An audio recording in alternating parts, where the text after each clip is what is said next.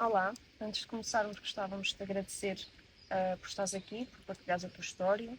Nós fizemos este projeto com o intuito de poder partilhar inspirações e então gostávamos de conversar um bocadinho contigo para também falares um bocadinho da tua história e poderes inspirar outras pessoas com a tua força. Porque, como tu sabes, és uma força aqui para muita gente, também para a minha mãe que está a passar pela mesma situação. E então gostava que partilhasses um bocadinho connosco como é viver com esta doença, não é? Pronto, e então gostava de saber como é que era tudo antes disto começar. Paixões, rotinas, sonhos é que tu tinhas? Eu era muito dinâmica, não podia haver tempo morto na minha vida, não havia tempo morto. Tive sonhos que os concretizei todos. Na área dos eventos. Sim, conheci-te enquanto florista, não é? Exato.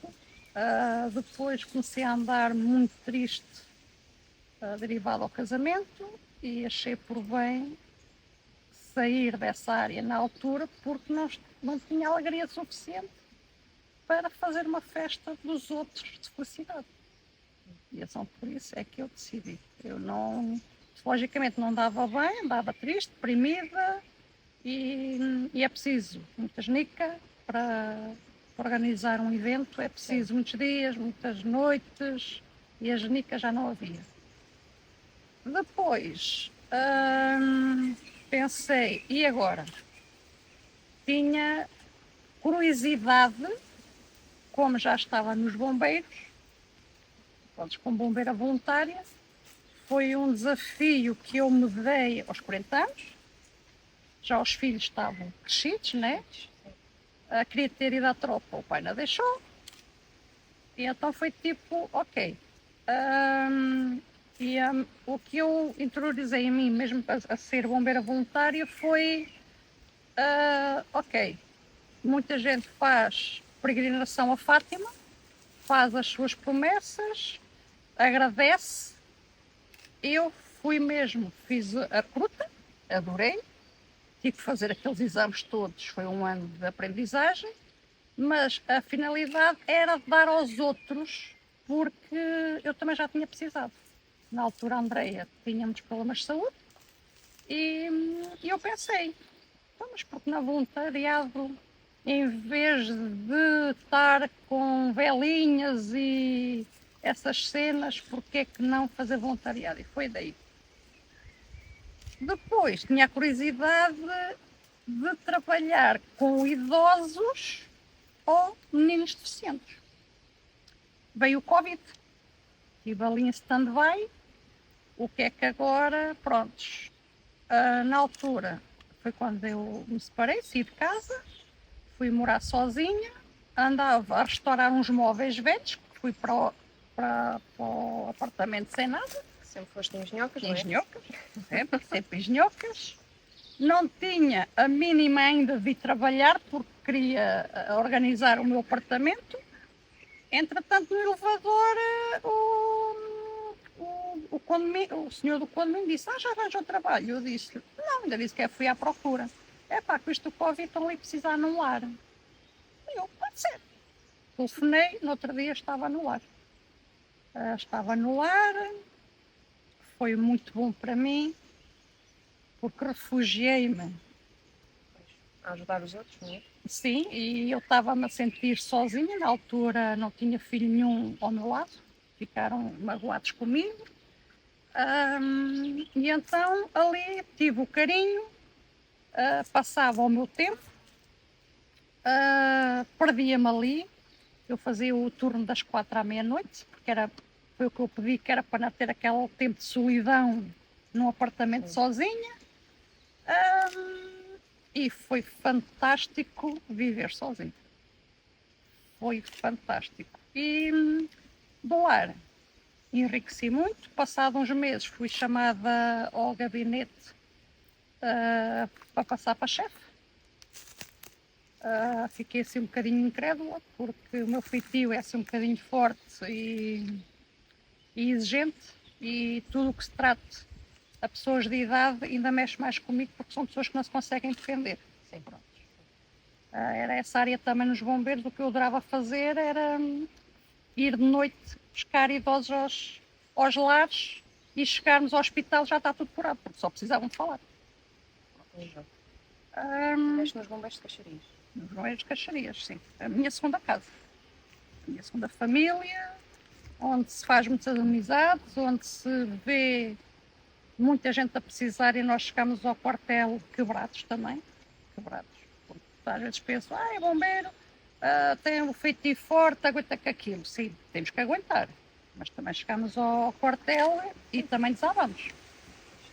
Todos temos sentimentos. E depois tudo o que mexe com crianças, acidentes ou doenças mais graves, mexe muito com o psicológico da pessoa.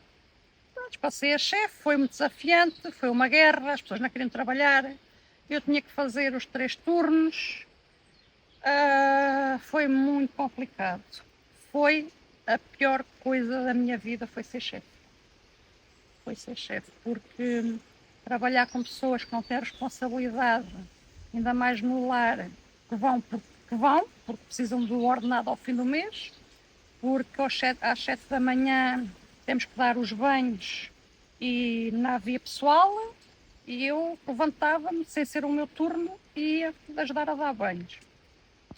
Comecei a ter intrigas lá dentro, o próprio diretor chamava-me a atenção que eu não era funcionária, mas sim chefe. Eu dizia, não, eu até me recusei sempre de usar farda de chefe. Eu disse, sou uma funcionária como outra qualquer, sou uma amiga.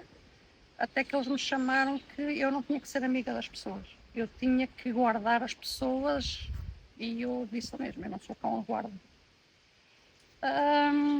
E pronto, e foi o meu último trabalho, até acontecer o que aconteceu, mas sinceramente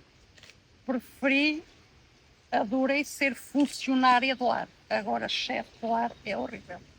É horrível porque querem-nos a mandar, querem-nos a guardar pessoas, que nós queremos fazer um pouco mais, não está no orçamento, não há tempo e foi uma desilusão.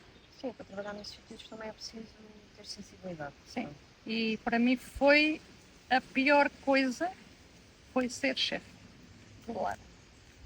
Em relação ao diagnóstico, podes-nos contar como é que descobriste, o que é que começaste a sentir? Sim, eu no lar fazia 18, 19, 20 horas, pouco dormia, porque faltava-me o pessoal e eu não queria de maneira nenhuma que faltasse algo aos utentes, não é? Eles é que eram os meus patrões, eles é que me pagavam ao fim do mês, com as mensalidades. E além disso, fui habituada, os meus avós a dar carinho sempre e os meus avós a darem-me carinho e fui habituada assim. Como eu andava tão cansada, começaram a vir dores e eu ignorei. Um dia estava a fazer a recepção à entrada de um doente com Parkinson, estava para ficar lá na residencial e tudo bem, fui de mão dada com o Sr. Vítor. O Sr. Vítor de repente vê que não estava no seu local de conforto e deu-me 2 muros neste braço, no braço direito.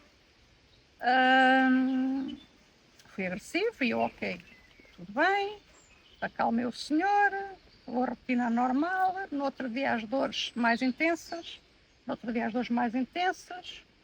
vez mais intensas, eu como também, não sou sempre de queixinhas e sei para ignorar, sim. Até que, sei lá, passado 3 meses vim à médica de família e ela viu-me ali e achou estranho, porque nunca me via ali. E eu disse, olhando aqui com uma dor num braço, aconteceu isto assim, assim, e ela, ok, vai fazer um raio-x. E disse-me ela, é assim, eu como nunca apanho aqui, e a Elsa está com os 47 anos, vou fazer um check-up. E eu virei para ela e disse assim, olha, eu venho cá mostrar um braço, não é para abrir as pernas. Tal e qual. Chamou o enfermeiro, fizeram-me uma citopologia, ok. Fui trabalhar, depois, passado um mês ou isso, eu já tinha o braço congelado, já só trabalhava com o esquerdo. A minha posição de conforto era assim, e ok. Comecei a fazer fisioterapia, dores horríveis, cada vez dores horríveis. E a doutora, depois quando veio a citopologia, fui lá e ela disse-me assim: olha, como eu sou de clínica geral, acho que a Elsa poderia ir fazer uma consulta ao seu ginecologista. Só pronto, o check-up. E eu, e fazia uma mamografia, ecografia, aquelas formalidades todas. Fui para marcar isto tipo em junho, julho, só fazer os exames em dezembro. Telefonei para o meu oncologista, para o meu ginecologista, só em dezembro também. E eu, ótimo, consigo uma coisa com a outra. Só que, entretanto, a administrativa do meu ginecologista telefonou-me e disse: oh Elsa, o doutor abriu aqui 2 dias, não quer cá vir, porque tem aqui muita senhora em lista de espera. E eu sou muito de ligar a pequenas coisas. Sou muito observadora. E então disse: olha, vou, não tenho exame nenhum, mas vou. Pronto, cheguei lá, ele disse: então, Elsa, agora o que é que se trata? Eu disse: acho que agora é velhice. Acho que agora é mesmo velhice. Os filhos já tive, agora acho que é mesmo velhice. Eu disse: olha, tenho a citopologia, está tudo bem, mas a minha médica disse que era melhor fazer um check-up aos 47 anos. Ele mandou-me despir, olha para o meu peito esquerdo e começou a fazer a palpação, diz que não sentia nada, mas disse: está aqui qualquer coisa grave. O mamilo estava um bocadinho retraído, eu já tinha feito uma mamografia e estava tudo bem, pronto. Depois veio o Covid, a tal história de toda a gente, né, que deixou de fazer exames, que deixou de ter as consultas e deu no que deu. E ele disse: Elsa, você tem que ir para a patologia da mama para Coimbra, de urgência. Eu: a sério? Sim. Eu: ok, pronto. Ele disse: olha, eu estou em Leiria, mas eu preferi que você fosse mesmo direta para Coimbra. Ver se a sua médica manda um e-mail para lá de urgência. E eu: ok. No outro dia estava na médica de família, ela viu-me lá: então, mas o que é que se passa? Olha, venho aqui para ver aqui o peito. Largou-se a chorar, ela é que se largou a chorar, porque ela é mesmo assim, é muito sentimental. Disse: eu bem vos aviso, vocês não ligam, e depois chegam aqui e já não há nada a fazer. E eu disse: calma, estamos, ainda nem fizemos nada. Eu também, assim, não serei a primeira nem a última, se for mesmo alguma coisa. Então ela tirou-me uma foto ao peito, mandou, e eu pedi-lhe segredo. O meu pai nessa altura estava a passar uma fase muito má da vida dele, ele começou com demência, e eu disse-lhe que não queria que ninguém soubesse, que ia fazer a biópsia tudo às escondidas, e no fim, o que a biópsia viesse é que dizia alguma coisa. Olha, Elsa, nesse momento em que já a nossa vida familiar já não está fácil, o que é que se sentiu nesse momento? Ou seja, é a sensação de termos os outros para cuidar, fico para depois? Sim. E ali, mesmo quando a médica me disse que disse alguma coisa grave, eu não me choquei, não reagi, não chorei, simplesmente pensei numa pessoa, no meu pai. E na médica, porque disse: sim, e na médica. Tenha calma que está tudo bem. Exatamente, mas ali o foco era mesmo o meu pai, porque eu estava para deixar o meu apartamento, já tinha falado com a minha irmã. Eu disse: olha, eu vou deixar o apartamento, vamos fazer umas obras, os pais na garagem, vamos sair da garagem, fazemos uma casinha para eles e eu vou habitar a parte de cima. E a minha irmã disse: não, mana, não és filha única, eu tenho que te ajudar. Eu disse: não, mas tu tens a tua vida, eu agora estou disponível, posso fazer isso, continuo com o meu trabalho e é um apoio para a minha mãe, porque o meu pai começou a viver o mundo dele. A minha mãe é muito cansativo, porque é repetitivo, é fazer asneiras e pronto, não caí, porque também as dores já estavam a ser insuportáveis, já não tinha posição, Sempre em silêncio. Sim. Entretanto, em agosto, dia 8 de agosto, no dia das festas da terra, eu vim almoçar com os meus pais e eu já não era uma pessoazinha, eu já era um mártir de dores. E a minha mãe gritou comigo e disse: abasta, andas-me a esconder qualquer coisa, isto não está bem, tu não és assim, tu tens cara de defunto, tu estás cheio de dores. Pronto, à noite a minha irmã veio, fomos jantar às festas da terra e a minha irmã disse: não, mano, desculpa, amanhã vais à médica sem falta, porque há aqui qualquer coisa que não está bem. E tu não podes continuar a trabalhar, porque não tens condições, tu és um cadáver, estás um cadáver. Inclusive ela foi para o hospital exausta de dores, de tanta dor que eu tinha, exaustão de dores mesmo. Prontos. A minha mãe um dia foi ter comigo ao quarto, eu comecei a dormir em casa da minha mãe. A minha mãe um dia senta-se à beira da cama, manda-me um berro e eu: o que é que tu tens? Conta-me. E eu mandei um berro e disse: tenho cancro. Pronto, estás satisfeita? Foi assim. Okay. E a minha mãe, ok, minha mãe, pronto, caiu, né? E agora a tua irmã, eu no outro dia fiz questão, antes da minha irmã ir para as empresas, de lhe contar. A minha irmã usava o mundo, né? E eu disse: eu ainda não sei de nada, isto pode ser tudo como pode não ser nada, e pronto. Entretanto, fui chamada para fazer a biópsia, aí já estava a precisar de cuidados, já a minha irmã é que me despia, é que me vestia, na biópsia ela é própria que me pôs na maca, nenhum enfermeiro me queria tocar, porque pronto. Entretanto, eu andava na fisioterapia, já cansada daquilo, porque não via melhoras nenhumas, cada vez mais dores, mas houve um dia, um excelente dia, que eu acordei muito bem para a vida, e maravilhoso.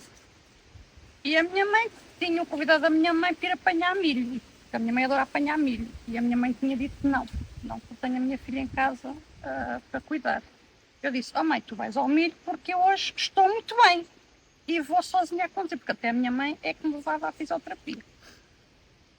Como eu estava tão bem, estava para a vida, fui à fisioterapia, liguei à minha esteticista, à minha Ruth: olha, não tens aí uma vaga para marcar os pelos porque isto está uma floresta? E ela disse: não tenho vagas, mas o que é que eu vou-te fazer? É desmarcar uma senhora e tu vens. E eu: espetáculo, pronto. Desligamos ali, ela volta-me a ligar: olha, mas estás a ouvir? Não venhas para onde costumas vir porque hoje é aqui a festa da polícia. E eu: mas o que é que tem a ver a festa da polícia de eu ter que ir ao teu gabinete? Porque ela sabia que eu estacionava sempre lá num subterrâneo muito escuro. Epá, como eu não gosto de ser mandada, porque detesto ser mandada, eu disse: mas ainda vou subterrâneo porquê? Epá, o subterrâneo depois é um minuto para o gabinete dela, porque é que eu ia de andar lá às voltas? E assim foi. Fui para o subterrâneo.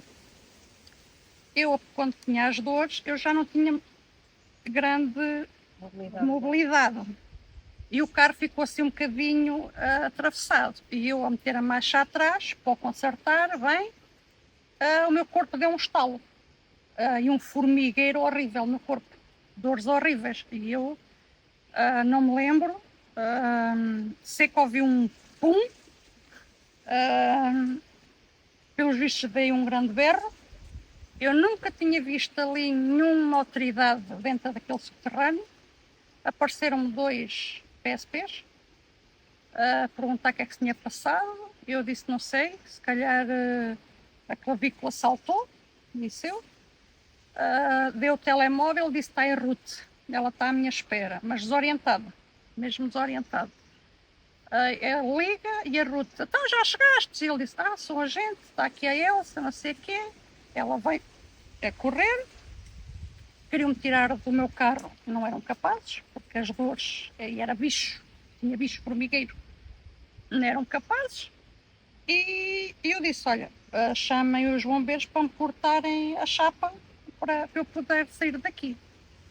Entretanto, a Ruth disse: a tua irmã está na qual empresa? Está aqui em Torres Novas ou está na Lagoa? Eu disse: não sei, até vou ligar para a tua irmã. A minha irmã estava em Torres Novas, ela ia 5 minutos de mim.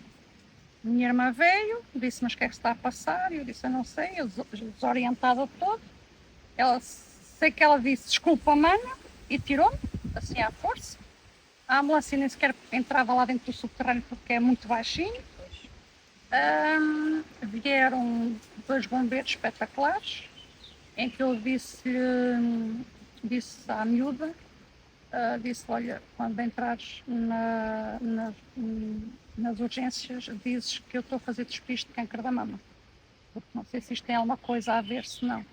Ok, entrei, imediatamente fui fazer um raio-x, daqui a meia hora tinha uma médica à minha frente, pálida, olhar para mim, a mulher não desembuchava, não dizia nada, e eu, então, mas é cancro ela? É, e eu, então dei-me uma coisa nas veias, opá! Eu estava desesperada, então fui ligar-me logo à morfina. Ela disse, temos aqui uma informação sua que está a fazer um despiste de câncer de mama, e eu, sim, não sei se é esse não, ainda estou à espera da biópsia. Elsa, da ortopedia, não conseguimos fazer nada, o seu caso é muito, muito, muito grave. Vai para a medicina, para estar a morfina, e depois no fim de semana vamos fazer conferências com os de Coimbra e vamos decidir o que é que há de ser feito. Pronto. Fiquei no céu, na caminha, sem dorzinhas nenhumas, porque estava lá com o carrossel agregado a mim. Estive lá 2 dias, até eles querem comunicado com Coimbra. Mandaram a minha irmã a comprar aqueles suportes dos braços. Minha irmã trouxe, também andou, teve que ser por e-mail em farmácias, porque estava tudo fechado, não havia. Mas isto foi na altura do Covid. Não, já tinha acabado. Sim. Depois, aí eu estava, pronto, medicada, e eu até disse quando ele já vai ter alta, e eu disse, não, se eu vou ter alta tenho que levar o carrossel. E a médica disse, não, vai levar morfina em comprimidos para tomar. Pronto, dali, depois fui chamada para Coimbra, não sei precisar, sei que tive 1 mês com o braço partido. Fui chamada para uma consulta de radioterapia, porque a radioterapia, em muitos casos, abranda a dor. E a doutora disse-me, Elsa, o seu caso é muito, muito grave. Você tem que ser operado quanto mais depressa possível, porque você está num sofrimento horrível. Eu sei que é horrível. E então, eu e a minha irmã entramos nas urgências e a médica da radioterapia, que era uma jovem, uma menina jovem, assim mesmo novinha, ela disse, olha, vamos fazer-se, onde é que você aqui no hospital? E eu, ok. E chega-me um doutor ao pé de mim e disse-me, olá, então é Elsa. E eu, mas não era suposto nós não nos conhecermos. E olhou, disse, mas a Elsa ainda tem um humor. E a minha irmã disse, sim, a minha irmã é assim. E ele disse, a Elsa quer viver, certo? Eu disse, quero. Não vou para lá amanhã. Estás comigo. Era o melhor operador de Coimbra. Ele ia só ver se me aceitava. Só de eu ter dito com humor, o meu humor próprio, sou assim, ele aceitou-me. No outro dia eu estava em Coimbra, fiz exames, eram aí umas 2 da tarde, ele disse, Elsa, vou a Celas, porque é onde se dá consultas de oncologia mesmo, de óssea. Vou só a Celas, eu pensei, bem, eu fico para aqui abandonada, nunca mais é. Vou só a Celas às 5h30, 5h30, ou isso estou aqui. Eram 5h30, ele estava à frente da minha cama. Então vamos. Eu nunca tinha sido operada, nunca tinha ido ao bloco, só perguntei à minha irmã como é que aquilo é lá, que ela tinha feito as cesarianas. Olha, assim umas luzes, eu disse, é tipo talho, exatamente. E eu, ok. Ela disse que aquilo era tudo com alumínios e luzes, eu disse, até tipo talho, ok, pronto, já estava assim descansada. Ela é que me despiu para eu ir para a sala de operações, me vestiu a bata. 2 enfermeiros com autocuidado comigo a levarem-me para a sala de operações. Cheguei à sala, lembro-me que a anestesista me disse: o seu caso é muito estranho. É do Dr. João, não é? Não sei nem sei como é que ele se chama. É uma hora destas ter que ainda operar, é muito estranho. E depois estavam todos na brincadeira, eu na brincadeira estava, o enfermeiro, para me descontrair, então a senhora é de onde, babá? E eu disse: olha, sou de Orem, mas fui bombeira em Caxirizar, não sei o quê, costumo ir para lá andar de bicicleta, aquelas conversas assim, Sim. arranjam-se logo ali amigos, mesmo na sala de operações arranjei logo ali amigos. Prontos, não dei conta que adormeci, havia cavilha, quando eu vi disse: isto está muito grande. Quando eu começo a ouvir assim ferros, era a cavilha que eu ia levar no braço. Uma operação que era de 40 minutos foi de 4 horas. Acordei, disseram que eu devia estar as luzes, acordei na sala de operação, porque não havia camas no recobro. E eu disse: já está. Ele disse: sim, já está. Foi muito demorado, mas correu muito bem. Correu muito bem. A Elsa tem uma cavilha, já tem ferro no seu braço, o osso estava muito danificado, teve que ser cortado, a carne teve que ser muito bem limpa, porque o seu cancro já lhe tinha destruído o osso. E eu, ok, pronto, estive lá uns 5 dias. Ao fim dos 5 dias, no sexto dia, eu tinha uma PET, mas eu queria vir para casa. Aí chorei porque eu queria vir para casa e depois ia. Mas a minha irmã: mãe, mas tens que ir a casa, depois tens que voltar, é muito cansativo. E então fiquei mais uma noite. Fiz a PET, que é um exame que completa todos os outros, que nos diz onde é que estão mesmo as células cancerígenas. É tipo injetado um açúcar muito forte no nosso corpo, e depois que as células cancerígenas têm tipo, são pirilampos.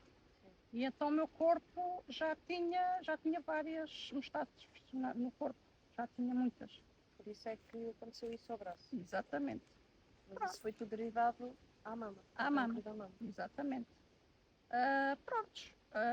Depois fui chamada para oncologia, que ia fazer tratamentos orais, mas que eram muito agressivos. Foi horrível, horrível, mas horrível. Passei muito, muito mal. E pronto, e foi assim que eu descobri. E tive, Uma simples, não foi simples, mas uma pancada no braço. sim, graças a Deus, porque senão tinha sido muito mais tarde. Entretanto, tive aos cuidados da minha irmã, fui para a casa dela, tive que pedir, por amor de Deus, para me ir comprar uma cama articulada, porque eu não conseguia levantar-me, não sentar-me. Só não usei fralda, o resto foi comida à boca, acompanhada para tudo, ajudar a deitar, a levantar. O que me complicou um bocado, eu não queria ir por causa da minha irmã, porque eu tenho 3 sobrinhos, e eu não queria que eles me vissem assim.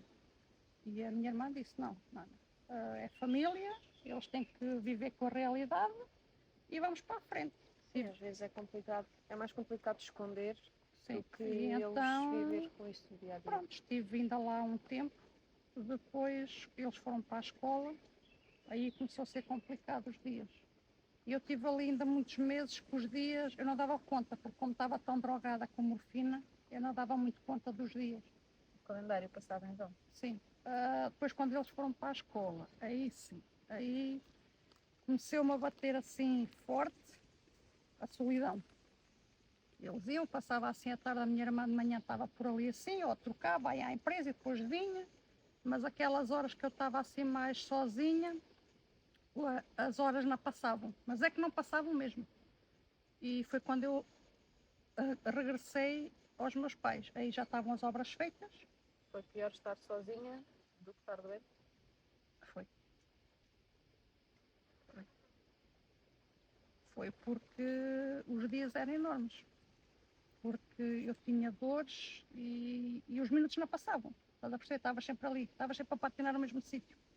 E depois vim para a casa dos meus pais, com as asneiras do meu pai. Tinha sempre que rir, que entretanto comecei a ficar melhor, comecei a fazer muitas gravações que eu dizia que ia enriquecer no TikTok, comecei a brincar muito no Facebook, com as tiranias do meu pai. O meu pai só fazia asneira e eu atrás dele sempre com o telemóvel, sempre a fazer as reportagens. E, e passávamos assim o tempo. Mas não, depois aí já os tratamentos orais muito agressivos mesmo, eu chegava a estar às vezes um mês fechada em casa. E Novamente fechada. sim, porque eu ferrava mesmo os dentes da minha almofada. O meu corpo cheirava mal. E aí, pronto. E depois é aquela parte das pessoas me ligarem, e eu não atendia ninguém. Tinha paciência. Não era estar revoltada com nada. Era estar tão mal, Cansada. cansada. Muito cansada, muita dor, não desejo a ninguém. Nesse período, preparei-me para partir. Queria Como é que se faz partir. isso? O que é que se sente para se ter que sentir Pede-se. que se tem que fazer isso? Pede-se. Pede-se porque o sofrimento é muito grande. E não há comprimidos, não há morfina que valha. Era eu estar quieta, era a minha mãe que ainda não sabia lidar comigo, dar-me espaço, era o telefone a tocar e mensagens sempre a cair, era as amizades irem lá à casa e dizer à minha mãe que me queriam ver e eu dizia à minha mãe não, não, e não via ninguém. E aí e depois foi uma seleção de amizades, foi duro. Porque depois, quando encontrava as pessoas, ainda me perguntaram: afinal estás bem, tens uma boa cara, não atendias porquê? E eu muitas vezes nem dava a resposta, virava as costas. As outras pessoas que nunca desistiram de mim, hoje ligavam-me e não atendia, passado 3 ou 4 dias ligavam, se eu não atendiam iam lá à casa. A minha mãe dizia que eu não queria ver ninguém porque eu não me sentia confortável, mesmo eu cheirava mal. Eu cheirava mal, tinha que estar sempre a trocar de roupa, a casa era um cheiro a doente, insuportável. E então é aquela cena, ok, isto não é viver, não é viver. E E não se pensa que há de passar? naquele momento das dores, não. É, são dores que não dá para descrever. São dores que eu não sei como é que um corpo aguenta. Não sei. Não consigo perceber como é que nós aguentamos tanto. Daí eu muitas vezes, muitos doentes oncológicos suicidam-se e as pessoas não percebem. E eu acho que é mesmo isso. É o desespero. O desespero porque nada alivia. Eu era saquinhos de sementes em cima do braço, eram em cima da perna, esta perna aqui sempre dormente, cheia de bichos. Não comia, a minha mãe fazia-me caldinhos para eu comer, tudo me sabia a petróleo, horrível, horrível mesmo. E depois pronto, depois fiz uma radioterapia. Mas há de se ver uma luz ao fundo do túnel. Há de chegar a uma altura. Quando começámos a aliviar, na altura da dor, porque a dor não era de momento, a dor era contínua, dias e semanas, A mesma dor. a mesma dor, Na mesma intensidade. na mesma e no mesmo intensidade sítio. e no mesmo sítio. Não era aquela, ok, estou agora de Onde é manhã. que onde é que vais buscar força para ultrapassar isso? Onde é que conseguiste ir buscar força para ultrapassar? É assim, eu tenho anjos, não sei quem são, mas tenho que os ter. Tenho que os ter. Porque eu disse logo desde o princípio de que me aconteceu isto, aqueles PSPs que eu nunca vi ali, estavam ali. Eu que estava sempre mal naquele dia, estava super bem para fazer depilação e parti o braço ali naquele sítio. Todas as portas até hoje foram abertas para mim. Acredito em sinais, então. Sim, sim. Não sou aquela pessoa, eu tenho a minha religião, tenho a minha fé, não a exponho, não sou de expor, não sou de fazer promessas. Se quem me protege, se acha que isto tem que acontecer na minha vida, é porque tinha que acontecer por alguma razão. Se eu estou viva, eu sei que tenho um intuito, estar viva. Tenho 2 filhos que amo muito, muito, muito, muito, mas tenho um filho que precisa muito de mim. E então que alguém lá de cima que me dê forças para Para o até ajudar. ele estar bem. Se eu estou viva hoje, tem que ser por ele. Tem que ser por ele. Há bocadinho estava a dizer que não chegam a uma altura que já se pede para não se viver mais. Mas há um momento em que a ficha muda. Para estarmos aqui Sim. hoje, há um momento em que a Já ficha muda. quando as dores começam a aliviar. Quando as dores começam a aliviar, o que é que se começa a pensar? O que é que se sente? A bola para a frente. Então, se temos a melhorar, isto é sinais que é para andar para a frente. E depois é assim, eu tenho que ter forças para os meus não desabarem. A minha mãe é a minha cuidadora, é a cuidadora do meu pai.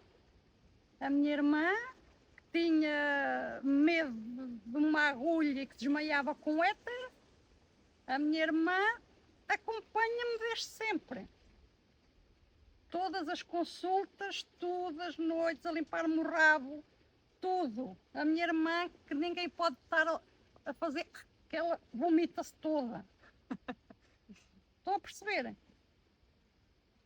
O que é que acha que lhes ensinou com aquilo que viveram todos? Porque no fundo não é uma O doença que é que só nós sua. aprendemos? Nada, já éramos. Já éramos. Aí está o segredo. Eu era sempre a forte e eles é que eram os doentes. Está certo. Sempre. A minha irmã é que estava sempre internada, nos cuidados intensivos.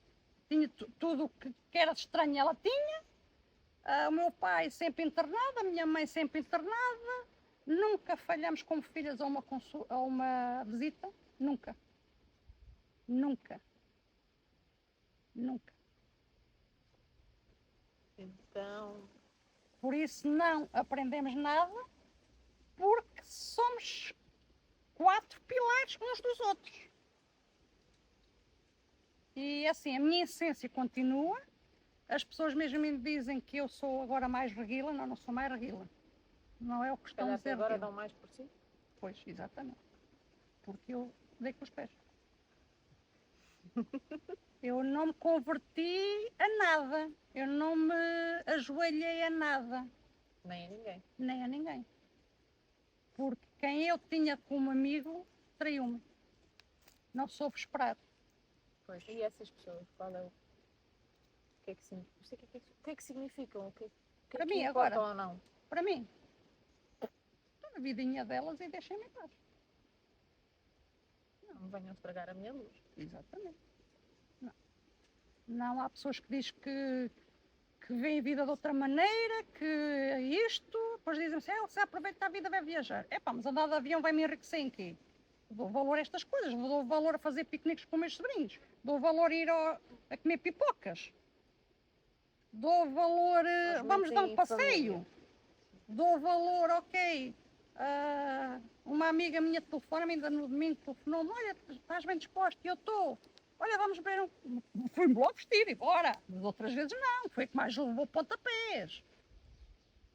E será que o facto de ter realizado todos os sonhos antes ajudou que agora prefira estar cá com os seus?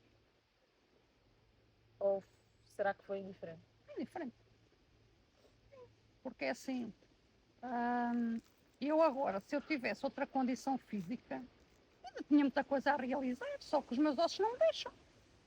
O peso é de uma garrafa de 1,5 litro de água. Eu posso mexer. Sou uma escada, estou pior que uma velhinha de 90 anos. Lavo a minha louça, tenho que me deitar. Não perco, porque antes não havia novelas, agora sou entusiasmada com todas, e os casados à primeira e à segunda, e tribunais, farto-me rir com aquela TikToks, então é o máximo, ponho-me a rir sozinha. Vou lá abaixo aos meus pais, só faço tiranias, sustos, cenas assim. Epá, rimos muito, meu pai está muito surdo e então do cabo do juízo ao homem. Mas não, nada, porque eu sempre fui de amar. Não aprendeu a amar agora, já sabia como é que se fazia. Não deixou de amar ninguém. Sempre amei intensamente. Sempre fui muito de me dar, de me cuidar, de mesas bonitas ao pequeno almoço, mesa bonita ao almoço, mesa bonita ao jantar. A roupa sempre muito bem cuidada, nem que eu me tivesse que levantar às 5 da manhã antes de ir para o meu trabalho. Pequenos pormenores. Tudo. Era amor. Sempre foi amor. Como é que é dizer aos que amamos? Ou seja, como é que é dizer aos que amamos que não estamos na nossa perfeita saúde e que o dia da manhã Aqueles é só o dia da manhã? que nós amamos. A minha irmã, que é assim, a minha mãe é a minha mãe e tem sido, não sei como é que ela está a aguentar. Juro que não sei. Não sei como é que a minha mãe está a aguentar. Mas a minha irmã passou processos horríveis comigo. E isso é amor. E ela sabe que eu lhe agradeço, mas sem nada. Sem nada. É a presença dela, sou eu a presença dela e ela a minha. Epá, somos de amor, não, percebes?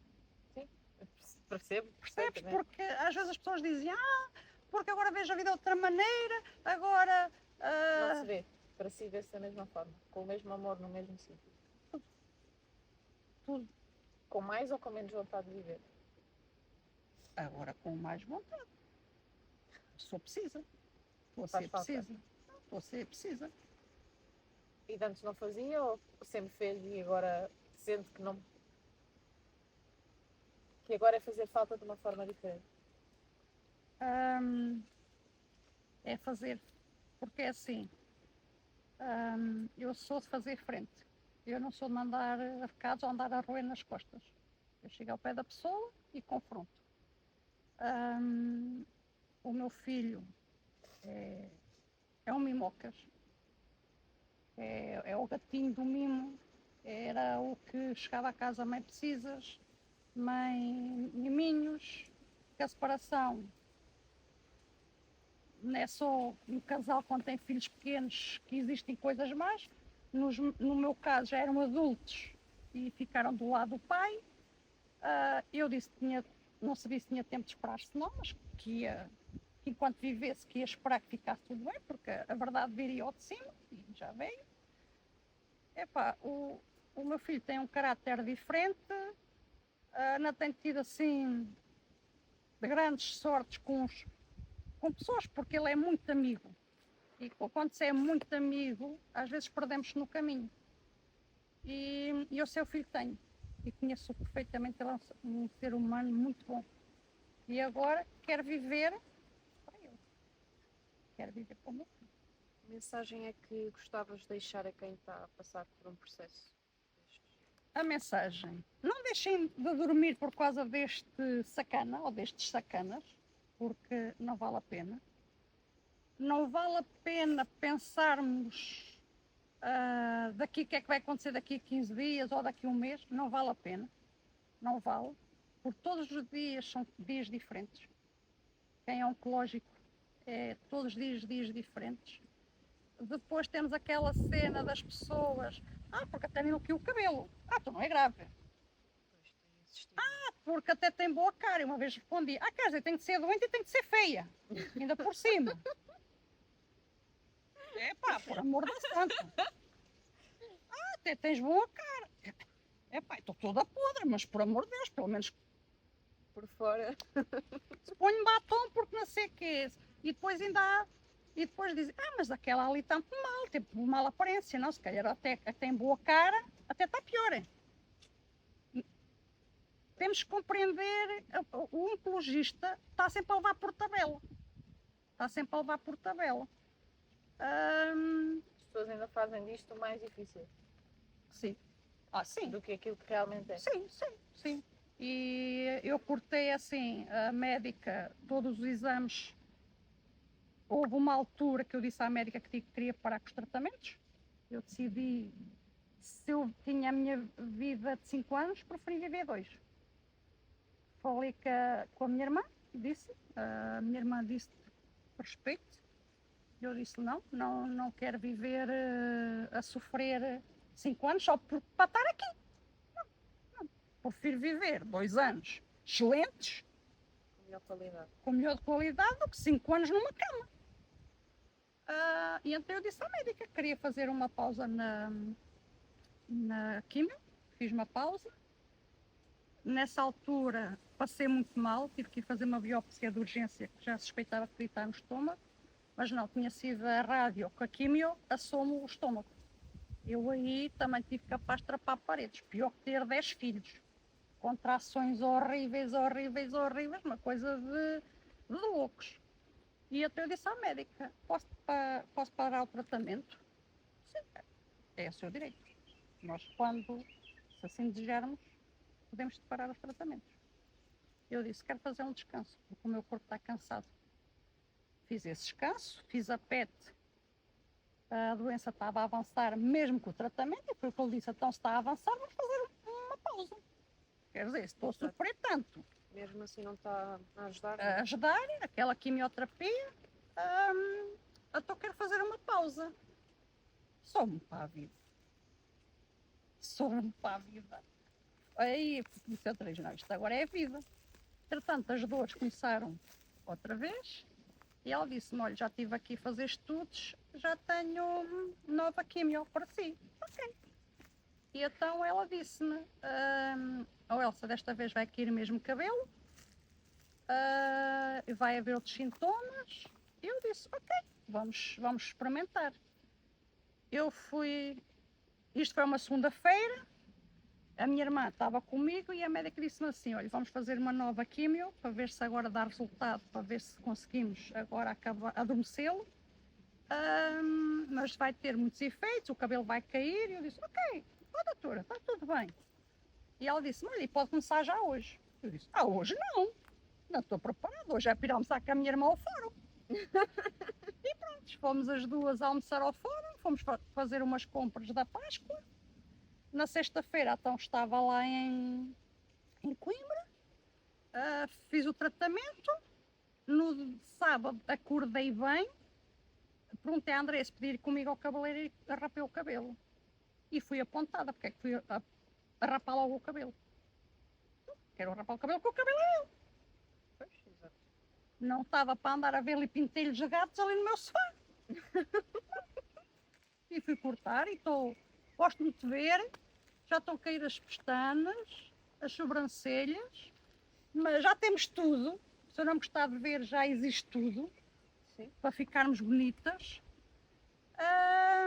Ponho o meu batom quando me apetece, vou para a esplanada quando me apetece e ninguém tem nada a ver com isso. E continuo a viver. Qual é que é a melhor palavra que define a tua caminhada até aqui? Epá, esse é complicado. Mete muita guerra nisso. Tem sido. E força. Tem sido muita guerra. Muita mesmo. Eu tive pessoas que me vieram visitar para pedir desculpa do mal que não me falavam há 30 anos. Eu não as desculpei, vão para o inferno quando eu. Porquê? Eu estou a morrer e vem pedir desculpa? Não, tiveram tempo atrás, enquanto eu não estava doente. E depois dizem que não. Eu sempre fui assim. Eu era amiga, a pessoa é que se chateou comigo, então sabe, vem-me ali em pânico a chorar e não sei o quê, e a pedir desculpa português, olha, vou para o inferno, tu vais lá. Mais nada, Nós né? temos que ser toda a vida o que somos. Amigos a toda a hora. E sem facadas. Sim, que às vezes isso é que vai mais. Não, porque não é por eu estar a morrer que eu agora me vou converter a tudo. Não, eu sou a mesma pessoa. Eu sou amiga do meu amigo. Eu sei escutar. Então porquê que as coisas têm que ser mudadas? Não. A última pergunta: se pudesses guardar uma memória deste projeto, qual é que seria? Do projeto vosso. Sim.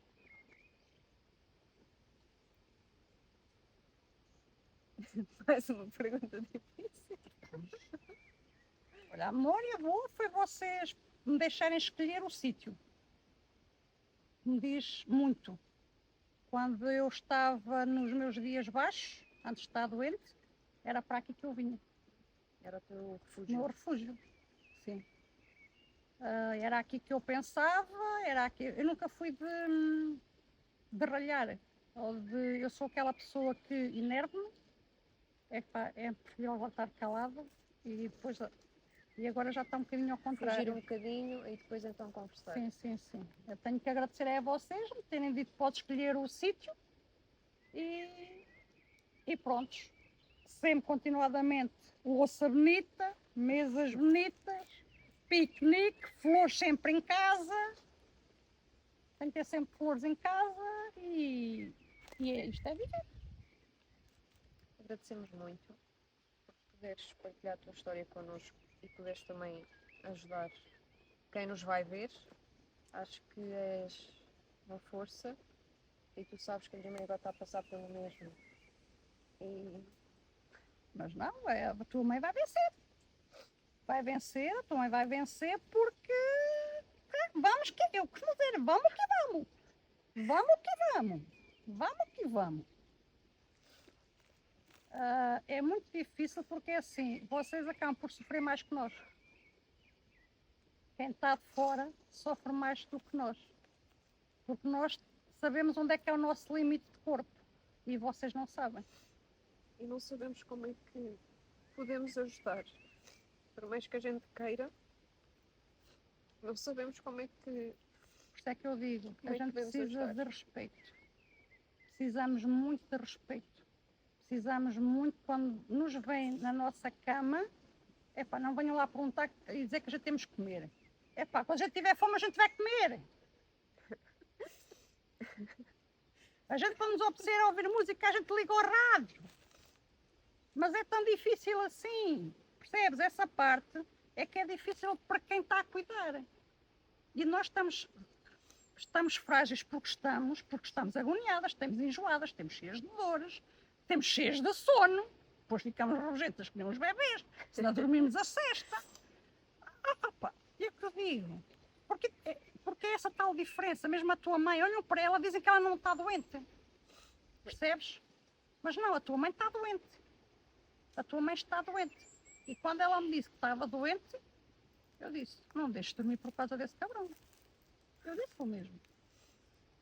E comunicamos, às vezes às 7 da manhã já ela me está a mandar uma mensagem, já eu também troco, tudo mais. Epá, isto é viver, é ajudar. Em algum momento senti que o facto de não estar feliz, começámos a conversa por aí, dizendo que estava a passar uma fase muito triste, em algum momento acha que o facto de não estar feliz, de estar efetivamente triste, levou a este cabrão, a este sacão? Com 100% de certeza. O cancro é o sinal de tristeza. E nós não ouvimos o corpo.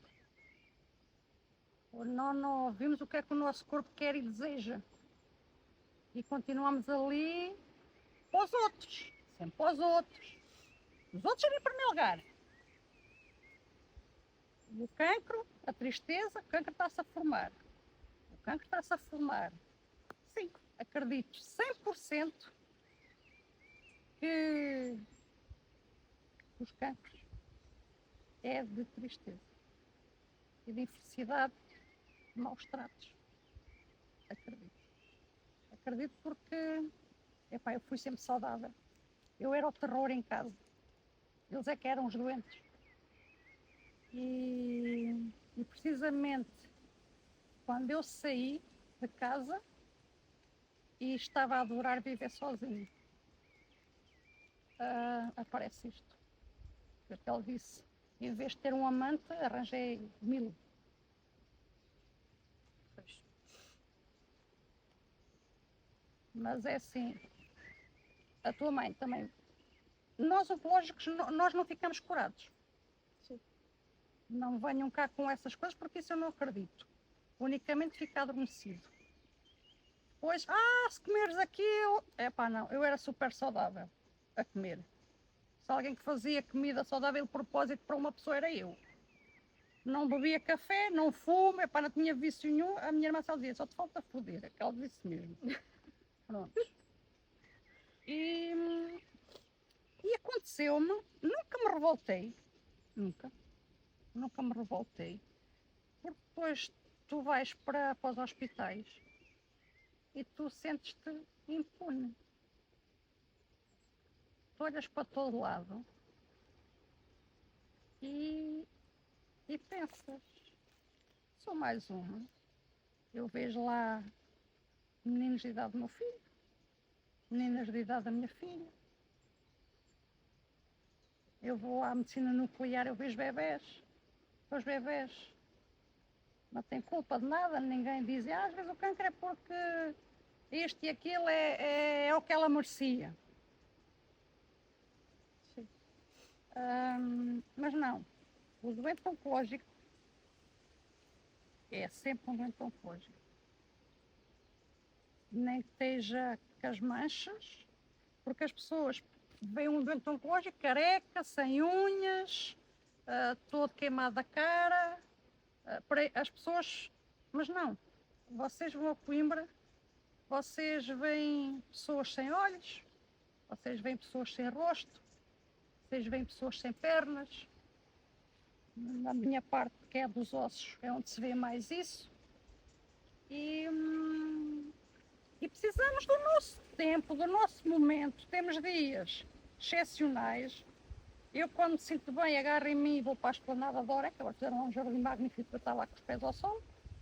E passo ali o meu tempo, hoje aparece uma colega de escola, e assim vamos passando. Mas é mesmo isso. E eu acho que não há doença pior que nos meta medo. Principalmente a vocês, filhos. A minha filha tem, eu já tive uma conversa com ela, mas não, eu brinco mesmo como é que eu quero o meu funeral, ela disse. Agora sim, vocês, os filhos, sofrem. Porque se amam a pessoa que é mãe, pai, irmão, filho, custa imaginar o cancro leva à morte. Só que antes da morte há o sofrimento. Isso é muito mau. É assim, eu pedi para ir para os paliativos aqui perto de casa e já escolhi Leiria, Alcobaça. Já fui inscrita lá e está tudo bem. Mas isto é assim, cada pessoa é uma pessoa. Isto não quer dizer que eu seja assim, que as outras são mais piegas ou que são não, a gente temos várias maneiras, a sua maneira de reagir. Vão ver. E agora que o cancro é uma doença má, é muito má. Destrói muita coisa, destrói famílias, destrói lares, destrói casamentos, destrói tudo.